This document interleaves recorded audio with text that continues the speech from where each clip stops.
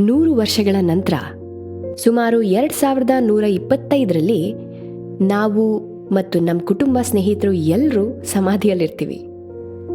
ಅಪರಿಚಿತರು ನಮ್ಮ ಮನೆಯಲ್ಲಿರ್ತಾರೆ. ನಾವು ಶ್ರಮಪಟ್ಟು ಗಳಿಸಿದ್ದೆಲ್ಲವೂ ಅವರಿಗೆ ಹಸ್ತಾಂತರವಾಗಿರುತ್ತೆ.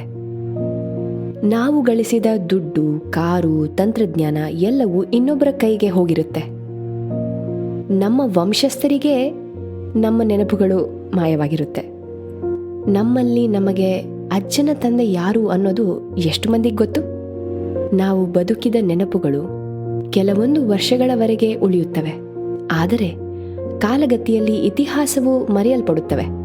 ನಮ್ಮ ಫೋಟೋಗಳು, ಕಾರ್ಯಗಳು ಎಲ್ಲವೂ ಮರೆಯಾಗುವ ಕಸದ ಬುಟ್ಟಿಗೆ ಹೋಗುತ್ತವೆ. ನಾವು ನೆನಪುಗಳಾಗಿಯೇ ಉಳಿಯಲು ಸಹ ಸಾಧ್ಯವಿಲ್ಲ.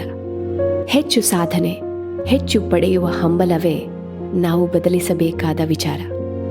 ನಿಜವಾದ ಜೀವನವನ್ನು ಅನುಭವಿಸಲು ನಾವು ಯಾವಾಗಲೂ ಅನೇಕ ಕಡೆಗಳ ಕಡೆ ನೋಡುತ್ತೇವೆ.